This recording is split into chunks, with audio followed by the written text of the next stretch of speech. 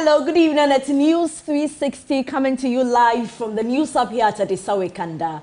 I am Portia Gabor. And I am Martin Asiedu Dartey. Let's bring you the headlines for the next 1 hour. News 360 Headlines is brought to you by Flamingo Paint, Pepsidan Charcoal and Pepsidan Herbal, EcoBank. President John Dramani Mahama officially launches a Jumra Program to empower young entrepreneurs nationwide. Tonight, we examine its sustainability as many young Ghanaians gear up to sign up. Also tonight, OSP drags former secretary of the Interministerial Committee on Illegal Mining, Charles Bisu, to the High Court for allegedly collecting 35,000 Ghana cedi bribe.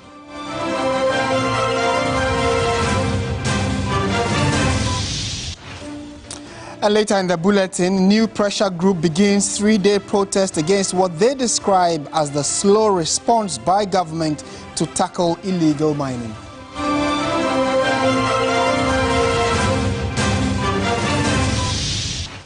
Coming up in business news, President John Mahama appoints Matilda Asanteh as second deputy governor of the Bank of Ghana to complement leadership change in the central bank.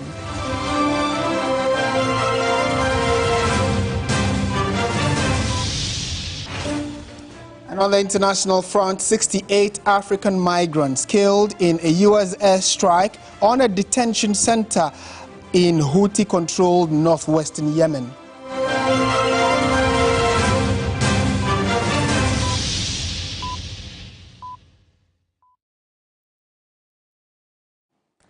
We have details of all these stories and many more coming up in the next 1 hour. Do stay with us. Let's get working now. And in a move to combat youth unemployment and foster economic growth, President John Dramani Mahama has officially launched the Jumra Program, a fully funded initiative aimed at empowering young entrepreneurs nationwide. Speaking in Kumasi, President Mahama assured Ghanaians that the initiative is not merely symbolic, but backed by substantial budgetary allocation from the Ministry of Finance in the 2025 fiscal plan. This is an ambitious undertaking, but it is necessary if we are to secure a prosperous and resilient future for the youth of Ghana. But let me point out that this program is not like others that were announced in the recent past with a lot of fanfare, but proved to be mirages without adequate funding to sustain them. The Jumra is fully funded with adequate allocation provided by the Ministry of Finance in the 2025 budget. My young brothers and sisters, many big businesses of today were the startups and micro enterprises of yesterday. The Jumra program is designed to be inclusive. It's designed to be youth-led. It's designed to be Ghanaian-owned. And so you must be a Ghanaian to be part of the Jumra program. And the Jumra program is regardless of your educational background. You can have little formal education, but you can become an entrepreneur, and the Jumra will help you to do that. National Entrepreneurship and Innovation Program, with a strong backing of the Ministry of Youth Development and Empowerment, stands ready. We will not just launch businesses. We will nurture dreams. We are poised to make this initiative a turning point for youth entrepreneurship in Ghana. Right, so let's bring you some specific highlights from today's Jumra launch, which happened in the Ashanti regional capital of Kumasi. So what we do know is that the Jumra program, which was actually a campaign promise that the NDC championed during the 2024 campaign period, is actually now fully launched, and it's a special business startup policy aimed at facilitating the creation, tracking and mentoring of a minimum of 10,000 businesses annually, with a special focus on, like the president indicated, it will be youth-led. So that's the age bracket. If you're between 18 and 35, you might want to look at taking advantage of it. The president is indicating that 100 million Ghana cedis is the initial amount that they are using for the Jumra program for 2025. And a breakdown of that 100 million is 80 million cedis for goods and services, and then 20 million for capex or capital expenditure.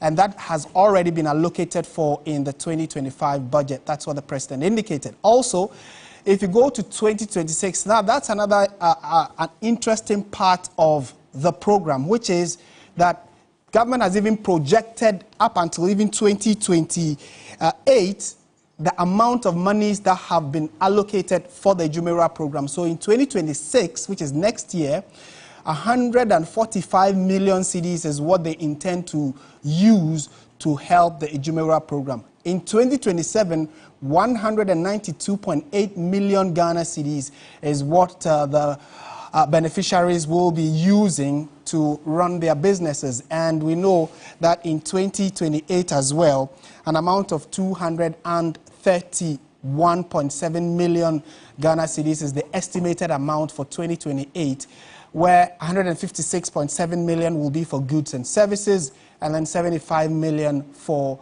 capex, or capital expenditure, as they say. So those are the specific amounts that government is allocating for the Jumra program. Let's get some clarity on how all of this intends to reduce unemployment and also set young people up.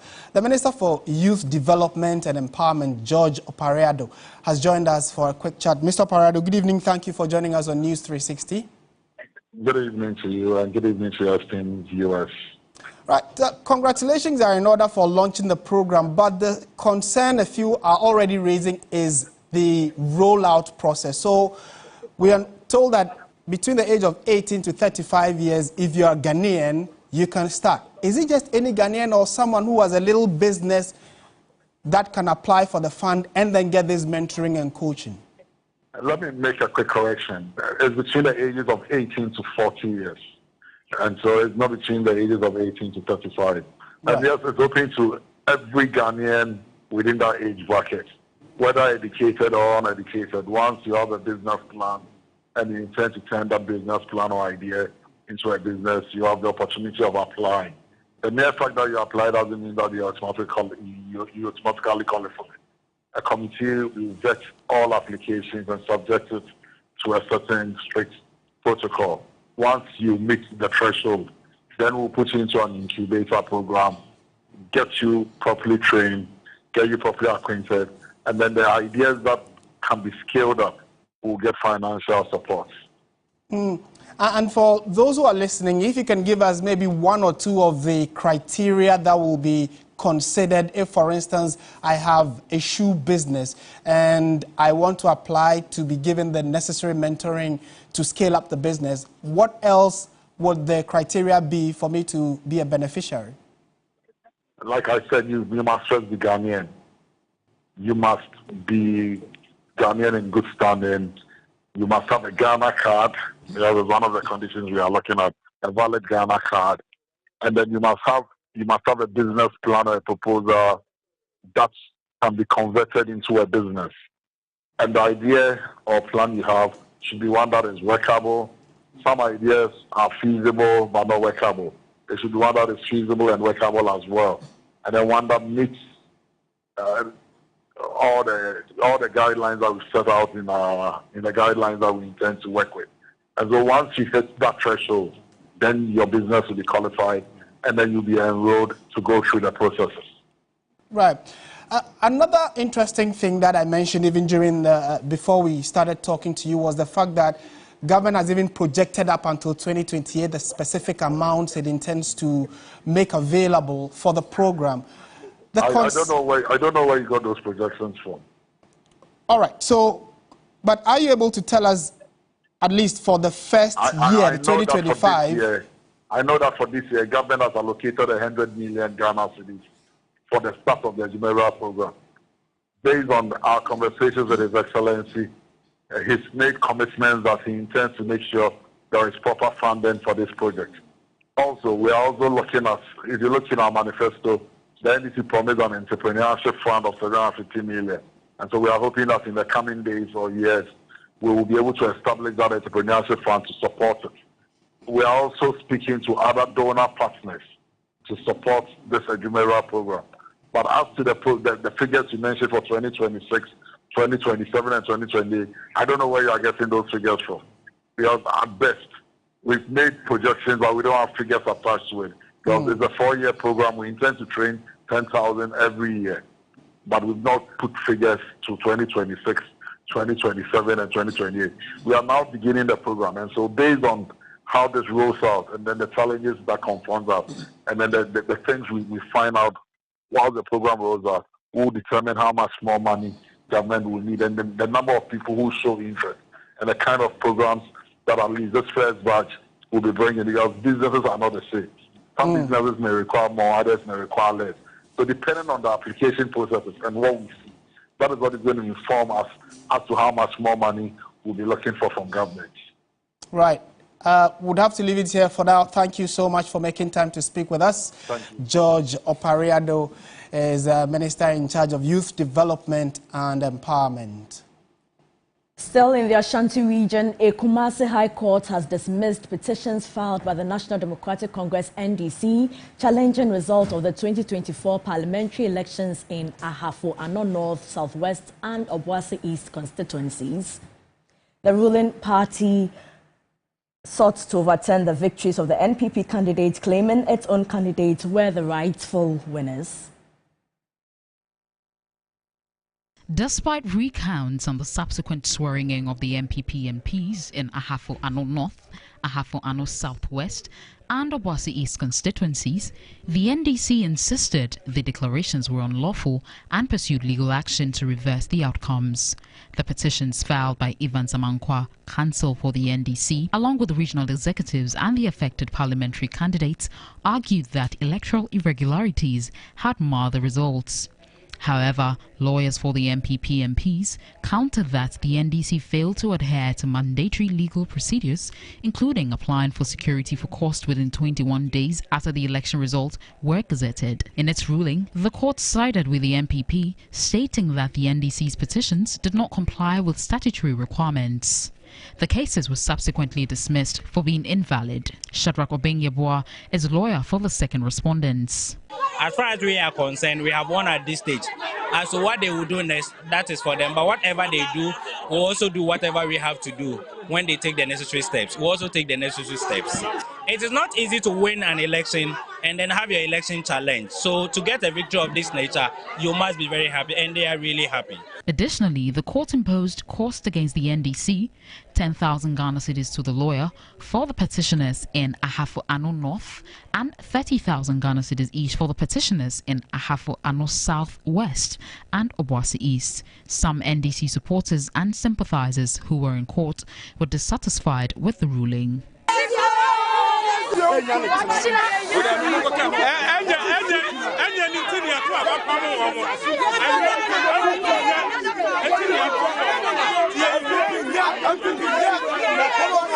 But one of the petitioners, 2024 parliamentary candidate for Ahafo Ano North, Kwesi Eduse, called for calm. It's unfortunate the court has ruled against us based on some time essence issues. But as I stand here, you know, my lawyers will go and sit down. If there's anything that we can do from here, they will advise accordingly, and that is what we go by. Yeah, but we are urging our supporters to become things of this sort. We don't need to disturb the system. I will think our president is performing, and we shouldn't do anything to disturb what is going on. This ruling solidifies the MPP's hold on the disputed seats, marking another legal setback for the NDC in its post-election challenges. Still in the courts, the Court of Appeal has set June 5 to give judgment on the case of Asanteh Ajikum, an alleged accomplice of infamous Aite, also known as Atai, a convict serving almost 100 years for armed robbery and other offences. Asanti Ajikum, a mechanic, was sentenced to 35 years for conspiracy to commit robbery and has since served 20 years so far in jail. Lord Eduasare reports. In court on Monday, April 28, counsel for Asanti Ajikum told the court that they accept the appeal to the prosecution and they did not file any opposing documents. The three-member panel of the Court of Appeal, presided over by Justice Janapari Battels Kujo and including Justice Stephen Opong, as well as Justice Abuaje Tando, then adjourned the case to June 5, 2025 to give judgment on the matter. Asanti Ajikum was sentenced for 35 years, together with other accomplices of Raymond Ayi Ayite, infamously known as Atai, on the charges of conspiracy to commit robbery. According to George Shaw, his client's only link to the convict was that his workshop was the avenue where members of Atai's syndicates repair their motorcycles. When I got wind of the case through the efforts of the then governor of Southern Prison, I looked into the case and I felt that there were some grounds of appeal because there was no evidence to link him either with the conspiracy or with the actual operation carrying out of the robbery. So I filed my appeal out of time, obviously, but the court agreed with me, and then it's been a long journey. It's almost 8 years now because, first of all, the records of the court were missing. We had to go to archives. We have to do a whole lot of things. So the appeal is now ready and it's now for judgment. Atai was notorious for various forms of robberies, including carjacking, jewelry looting, house raids, among others. His name evoked fear whenever it was mentioned due to the scar he left on his victims. Despite several close calls between him and the police, he remained a myth because his identity was not readily known or ascertained. Luck, however, ran out on him when he was picked up at his hideout by the police during one of their sting operations from a tip-off in February 2005. An Accra Fast-Track High Court sentenced him to 70 years and 20 years in separate cases of armed robberies. Well, on June 5, Asante Ajikum will be hoping that the odds will go in his favor as the Court of Appeal give the judgment referring to his appeal. We'll see how things will pan out when we return on the due date. Lodi Dasari, TV3 News, Accra. In more news tonight, a new pressure group, the Generational Rights Protection Society, has begun a 3-day protest against what they describe as the slow response by government to tackle illegal mining, destroying water bodies, farmlands and forest reserves. Convener of the group, Okatechie Kwame FIFA, is demanding governments to declare a state of emergency on mining to preserve the country's resources for the next generations. Protesters gathered at Obra Sport Enclave to kickstart their scheduled 3-day demonstration aimed at mounting pressure on the government to take decisive action against illegal mining, which continues to degrade the environment and threaten drinking water sources. In a charged atmosphere, the protesters marched toward a common destination, the seat of government, where they plan to camp for 3 days to reinforce their demands. Parading through the Ring Road Central and East, protesters carried a myriad of placards with bold messages directed at national administrators, while police officers provided reinforced security at key intersections along the route. Security personnel were stationed at every major road intersection to ensure order. The convener of the Generational Rights Protection Society, Okatechie Kwame FIFA, who also doubles as a media practitioner, was emphatic in his message, calling for the government to declare a state of emergency on mining. Our request is very clear. The president, then in opposition, told the people that Akufo-Addo should declare state of emergency. We are asking you, Your Excellency, why have you not declared a state of emergency? Clearly, it shows that they do not have the political will to be able to do what they said they would do when they were in the opposition. According to him, although the government is still relatively new in office, it has failed to prioritize the fight against illegal mining. Earlier, Okatechie Kwame FIFA issued a stern warning to individuals planning to hold a cleanup exercise on the same day as their protest, vowing to confront them head-on if necessary. We've heard it on social media that our brothers on the other side have said that they are also using this moment to do general cleaning. I'm using this medium, this opportunity, to send a strong signal to our brothers that anybody that is our enemy in the course of this fight shall be our enemy. Anybody that decides to be our friend in the course of fighting for the next generation shall be our friend.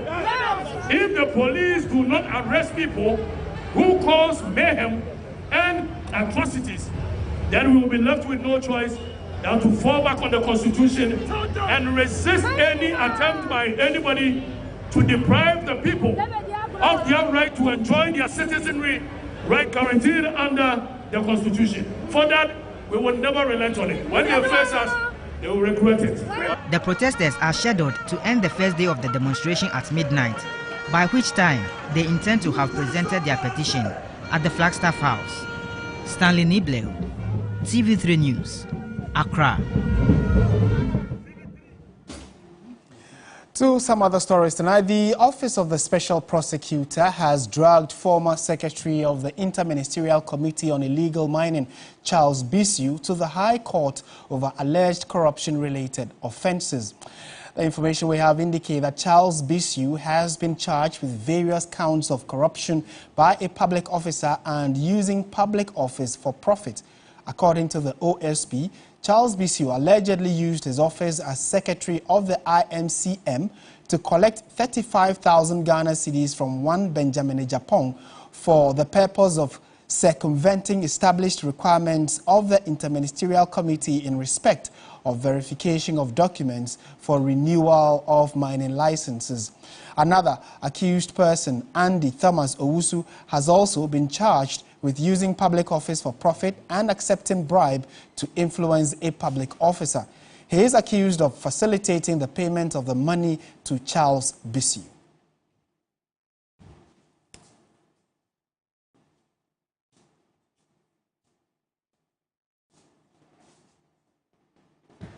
Let's go to the Ashanti region, and Otumfuo say to the second, the Asanteh has officially been informed of the death of the paramount chief of Mampong, Dartey Osei-Bonsu II. The occupant of the silver stool and the second in command to the Asanteh ruled for 28 years before joining his ancestors. William Evanson Kum has more. Where are you going? You go, and I made an break you because if you said Mampong.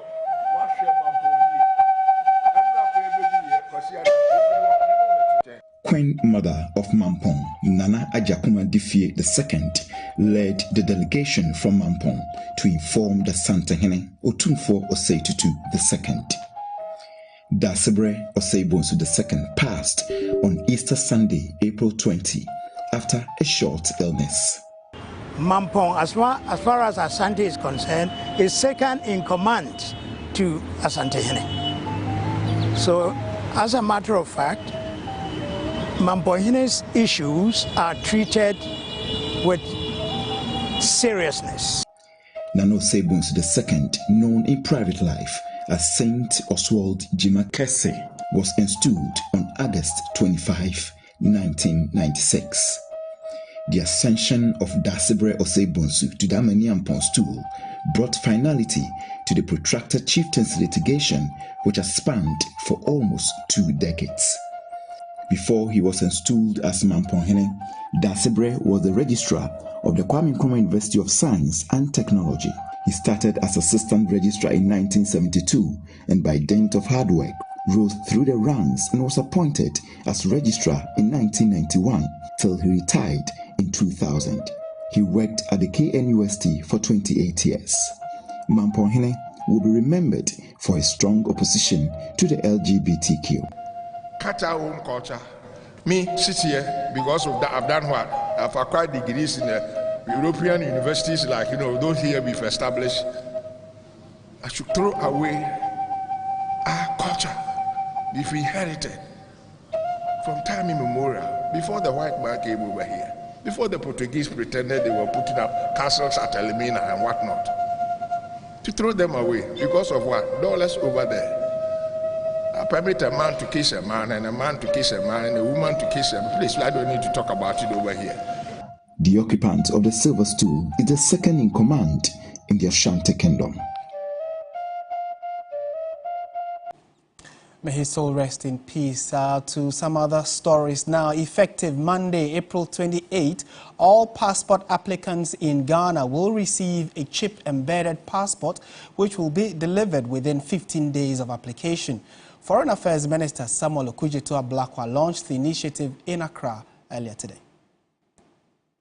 Ghana commenced a journey to rolling out chip-embedded passports as far back as 2010. At the demonstration day to issue the first chip-embedded passport in Ghana, Foreign Affairs Minister Samuel Okudzeto-Ablakwa noted that Ghana joins a growing list of countries to comply with the International Civil Aviation Organization requirement for all member countries to transition from biometric passports by 2030. Cabinet has approved a reduction of the ordinary passport fees from 500 Ghana cedis to 350 Ghana cedis. You will not be charged extra fees for delivery. We have worked out the payment of the delivery service as part of the fee structure. So when you pay the 350 soon, when Parliament approves the fees and charges, or those who ask for expedited service and you are paying probably 680 cedis, the delivery is embedded.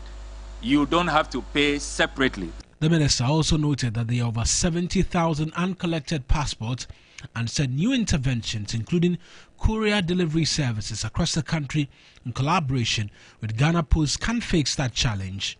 The Chief of Staff, Julius Deborah, speaking at the launch, commended the Foreign Affairs Ministry and the Passport Office for modernizing the passport application process. The first thing I want to talk about is to do with leadership with boldness. If you are sent to a place, and as I heard everybody talking, that this process has been rolling for over 10 years, all it needed to be done was one person to grab the bull by the horn and say, I challenge the process, let it happen. The second thing I want to talk about has to do with being very innovative. And I felt so happy when they said they formed a collaboration between the Passport Office, Ghana Post, and a few other institutions. I don't think it's been written in any manual or book that form a partnership with them so that passports could be delivered to applicants right in the comfort of their home. And I thought we should acknowledge that. All my colleagues that have been privileged to serve at various institutions, we should always let common sense prevail. Be very practicable, be very innovative. That is what brings progress to governance. In more news tonight, their core duties as members of parliament is to play a crucial role in shaping the country's laws, policies and direction, while also representing the interests of their constituents. But in the bid to serve their countries beyond their legislature, members of parliament within Africa have formed a coalition seeking to use their expertise to end malaria in Africa by 2030. They are the Coalition of Parliamentarians to End Malaria in Africa, COPEMA. Their main objective is to strengthen political leadership and domestic financing to end malaria. According to the WHO 2024 World Malaria Report, there were an estimated 263 million malaria cases in 2023. Of the estimated 600,000 malaria deaths worldwide, 95% were in the African region, with children under 5 years old accounting for 76% of those lives lost. At their first regional strategic meeting and the official launch of the coalition in Ghana, they noted the importance of changing the status quo to ensure no child dies from malaria. Last year we did a survey or a study, an analysis that showed that if we're able to reduce the burden of malaria by 90% by the year 2030, we will increase the gross domestic product on the African continent by $127 billion. So we need to see the fight against malaria as an investment. Members of COPEMA believes there is little political will by African leaders to tackle the issue head-on. Even if there is political will, but it is still low, it must be to the maximum if we are to move, because it is only money that can make us move. Because if the executive order in January has removed funding from malaria, and our government does not step up and put money, add on to domestic revenue, then we shall go nowhere. Parliamentarians here in Ghana recognize their role in shaping health priorities. chairman of the Health Committee in Parliament, says they are committed to efforts at ensuring a malaria-free country. We can do far better than what we are doing now if only we can provide more resources, to the malaria control program to continue with their activities. And as you know, the external donors are drizzling. They are going out. And so we must be able to organize domestic resources to fight malaria. So far, only Algeria, Mauritius and Cape Verde have been able to eradicate malaria.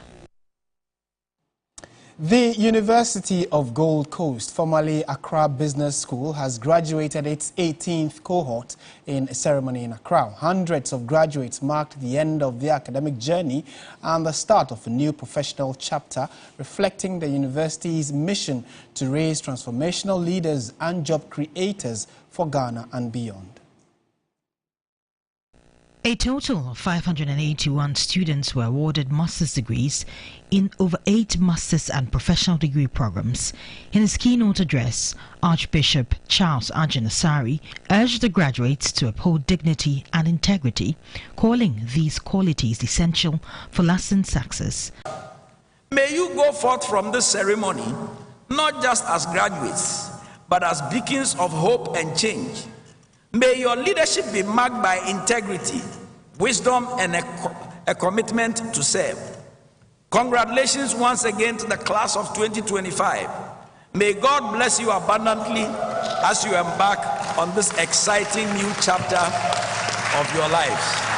Chancellor of the University, Dr. Bishop Gideon Titiofe, expressed confidence in the graduates' ability to shape Ghana's professional landscape and announced plans to expand the university's academic programs. Because most of the people who attend our school are graduate students, most of them are already engaged in jobs and they come to learn more to go and expand. And therefore, we believe that these nearly 600 students that are living here are going to add into creating jobs, expanding the economy for job creation. We are hoping to roll out about 7 new programs this September 2025, including data analytics and other areas of specialization. Valedictorian of the class of 2025, Louise Akwache, encouraged her colleagues to face the future with perseverance, describing resilience as the key to navigating both opportunities and challenges ahead. Progress is not always loud or instant. Sometimes it's slow, very quiet and unseen, until one day, just one day, it becomes undeniable and it becomes so loud like we're experiencing today.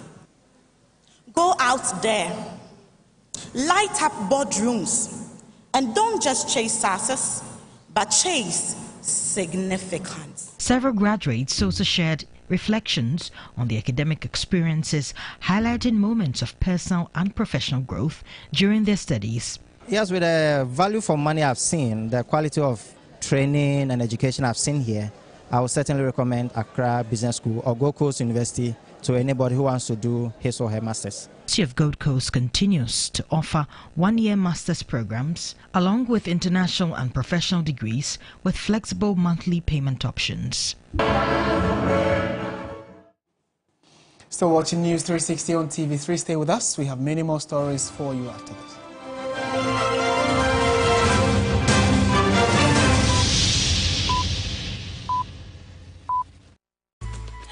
I love Pepsidan Charcoal. Why? When there are so many other charcoal toothpaste. That's both charcoal and lemon. Oh, does it? Yes. Look right here. Yes. Pepsidan Charcoal has 2 of nature's powerful whitening ingredients. With the power of activated charcoal and lemon essence, it removes stains and whitens teeth naturally. Convinced? Well, I am. Just look at your beautiful Pepsidan smiles. For naturally whiter teeth, Pepsidan Charcoal. Pepsidan. Why are more and more professionals choosing flamingo paint? As an interior decorator, I aim for that beautiful elegance look. Flamingo paint has great hiding abilities to cover and transform almost easily.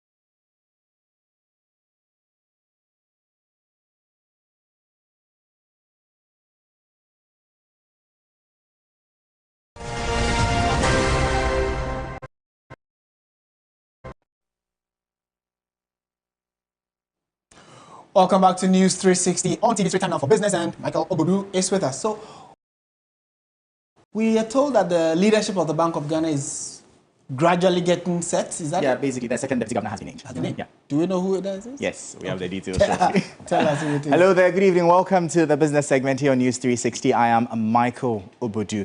Now, in a move set to strengthen the leadership of the Bank of Ghana, President John Dramani Mahama has appointed Mrs. Matilda Asanti Asiedu as the new second deputy governor of the central bank. This appointment follows the provisions of Section 17 of the Bank of Ghana's Act 2002 Act 612 as amended. Matilda Asante Asiedu, a highly accomplished banker and corporate leader, steps into the role with extensive experience in both banking and management. Prior to this, she served as the group head of retail banking at Access Bank Ghana PLC, where she made significant contributions to the bank's growth and operations. Her qualifications include an MBA in marketing from the Gimpa Business School and an MA in journalism studies from Cardiff University. She also holds diplomas in journalism from the Ghana Institute of Journalism and in politics and public affairs reporting from the International Institute of Journalism in Berlin. Furthermore, Matilda Asante Asiedu is a chartered executive banker, recently earning her certification from the Chartered Institute of Bankers in Ghana. She has participated in several high-level executive programs at renowned global institutions such as Oxford University's Said Business School and the Wharton School of the University of Pennsylvania. In her new role at the Bank of Ghana, Mrs. Asanti Ajikum will bring a wealth of experience in banking, corporate governance and policy, all of which are crucial as the bank continues its mandate to ensure financial stability and economic development in Ghana. Now, the Ghana Association of Banks is calling on the Bank of Ghana to separate cases related to the banking sector from those of the specialized deposit-taking institutions, SDIs, and payment service providers, PSPs, in its fraud report. The call follows the release of the 2024 fraud report, which showed a 33% increase in staff involvement in fraud-related incidences. The association argues that combining the figures fails to accurately reflect the true performance and integrity of the banking sector. Apart from two of the fraud typologies, which is ATM fraud and POS fraud, and remittance fraud, all the other 11 fraud typologies recorded decline when you pick the banks on a standalone. But when it comes to staff fraud, it's joined together, and it's very difficult to disaggregate to say how much of this 365 relates to banks only and how much of it relates to the SDIs. And I say this because of, if you drill down into the staff fraud, you will find that out of the 365, 275 resulted from cash suppression and cash theft, which normally happens within the environment where staff of banks or SDIs are sent to the field to collect staff cash from market women and shops and the like. And as far as I know, a lot of banks have discontinued that service, where people go to the field to be collecting physical cash. And those who are doing it, they have introduced devices that enables the depositor to know that instantly my cash has been collected and my account has been credited. Committed to enhancing safety and quality, the Safety, Health, Environment and Quality Practitioners Association of Ghana has hosted its maiden conference on health and safety. The conference explored the role of AI and digitalization in revolutionizing health and safety at work. The conference themed Revolutionizing Health and Safety, the Role of AI and Digitalization at Work was organized to coincide with the 2025 World Day for Health and Safety at Work. The event provided a platform for practitioners, policymakers and industry leaders to examine how emerging technologies are reshaping workplace safety and risk management. Speaking at the event, President of the Safety, Health, Environment and Quality Practitioners Association of Ghana, Brentu Amo, said the association expect industry leaders to embrace technology to enhance workplace safety. So for us, success will mean that it wouldn't be just a talk shop but then leaders, especially general managers of the mines, will take safety seriously. The safety practitioners cannot do it alone without the support of the general managers as well as the other HOD. So for us, we are looking forward to collaborating effectively with the leaders to understand our role and then their role as leaders in the industry so that we prevent fatalities and injuries on sites. The Chief Inspector of Mines at the Minerals Commission, Richard Kofieje, said cost is not a barrier when prioritizing health and safety. One key important thing to we the safety practitioners is that when it comes to health and safety, cost doesn't matter so much because safety and health override cost. If you lose the people, then what's the essence of the budget? And that'll be all for the business segment here on News 360. I am Michael Obodu. Up next, the sports.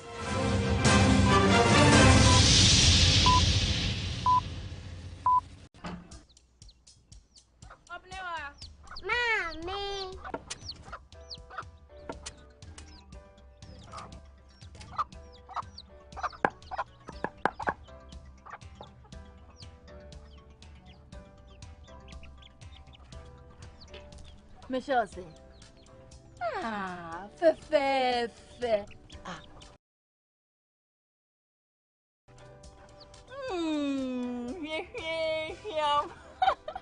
Different era, better result.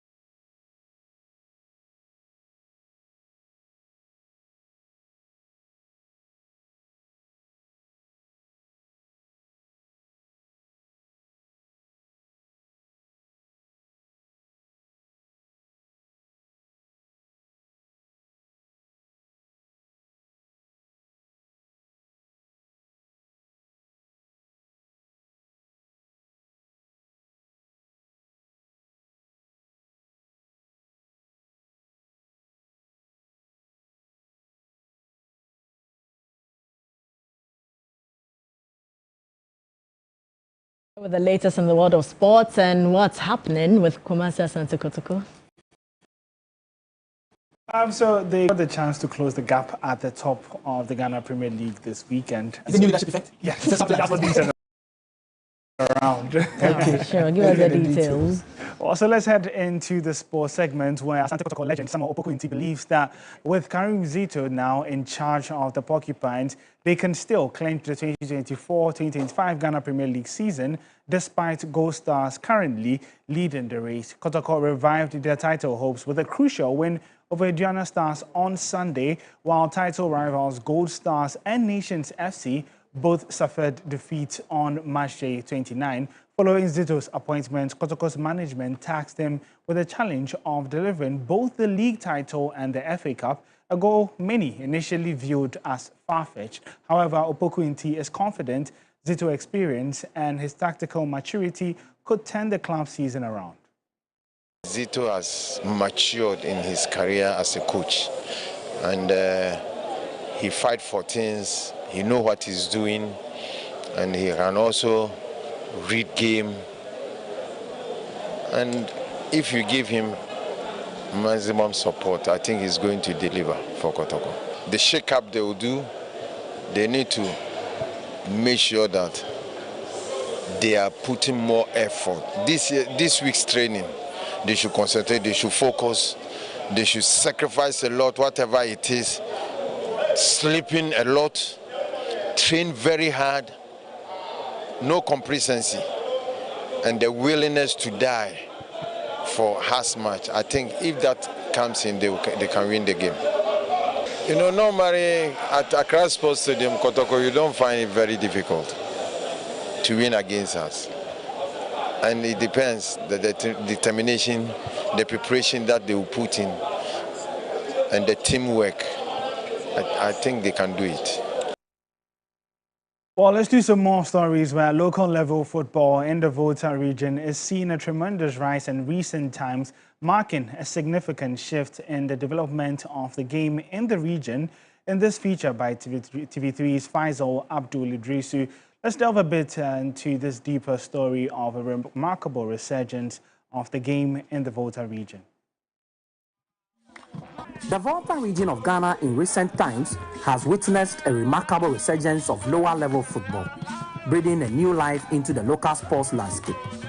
This phenomenon has not only rekindled the passion of football enthusiasts, but also provided a platform for emerging talents to shine. As in, parents used to say that it's a waste of time when kids or young ones try to engage in a game.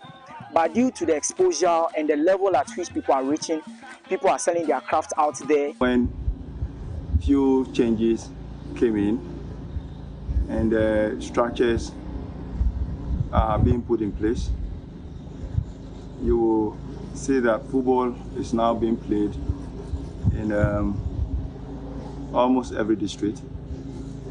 And then that, for me, it is what is inspiring the people. Across the region, football is being played in almost every district, with investment in the game seeing a significant increase. From Division 1 matches to local derbies, the weekends get more busier and exciting, with football fever across the region. As the weekend is coming, we are all excited, waiting for the weekend to come. Whether our United or whether Home Stars, so all we know in the Volta region is that there is a match and we are going to watch football. You have a lot of traditional authority backing and then supporting a team. For players, playing in the region is just a stepping stone to a better career path. I think the major aim is to what? Travel to Europe to go and get a very good club, or to go out there outside Ghana to go and sell your craft out there. Despite this remarkable resurgence, poor infrastructure remains a major setback. The state of our football infrastructure in the Volta region is nothing to write home about. When you come to the whole sports stadium, it's still the way it is. The Youth Resource Center must be quickly done so that we can use the facility. Hohoi now has a facility, a very good one. When you go to Sogakofe, there is Wi-Fi. It's a private facility. The Volta region's football story is one of hope and determination. But the ultimate goal is to see these young talents develop into world-class players playing in the major leagues in the years to come. Faisal Abdul Idrisu, 3 Sports. Ho. Or you can get some more sports stories on our social media handles at 3SportsGH or on 3news/sports. My name is Ore Kwampofo, and up next on the bulletin is entertainment with Noella Donko.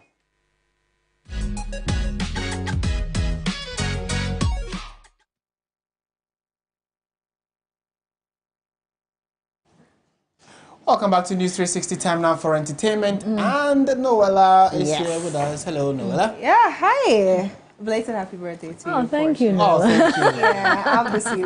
Well, we have updates on Talented Kids. We're gearing towards the grand finale, and so yeah? we need to see the contestants that are making it to the grand finale. Let's get into some entertainment here on News 360. And last Sunday, contestants of the award-winning kids reality show captivated the audience with their all-inspiring performances that celebrated the diverse contributions of various professions in shaping lives and communities. However, it also marked the end of the journey for young, gifted singer Hema Perez and dancer Blexin, who were both evicted from the show.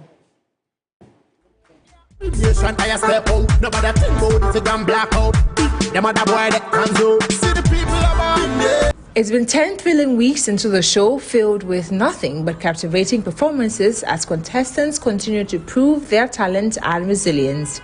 In this week's episode, the young stars delivered remarkable acts celebrating the diverse roles various professions play in shaping our lives and communities. Education, the world of nations. If you are confirming, school, open for new mason. Life they say is how you live. You get education day by day. Go to school and achieve your aim. Education is going to give you fame. When you forget a play, As the curtains fell on another exciting week, it was a bittersweet moment as gifted singer Hema Perez and dynamic dancer Blexin were evicted from the competition. Blessing for a good performance. If I had my way, I would have saved you. But unfortunately, the votes didn't help us. The show, which kicked off with 16 promising contestants, is now down to its final stretch. Only 5 will make it to the grand finale. Week 10's top honor was claimed by standout performer Trapper, who continues to impress with unmatched energy and style. My mystery boss is away very near. I feel it inside me. I feel it very real. And so do make sure that you're voting for your favorite to make it through to the grand finale. Now, the 17th Headies Awards took place on April 27 in Lagos, celebrating musical excellence. Davido dominated the night, winning the Artist of the Year and Digital Artist of the Year. Now hosted by Nancy Sime, the event also honored the late Mohbad with posthumous award for Best Street Hip Hop Artist. Special recognition awards were given to figures like Governor Babajide Sanwo-Olu, Alex Okosi and Amaju Pinnick. Now, organizers announced that the 18th edition will be held in December to compensate for the missed 2024 ceremony.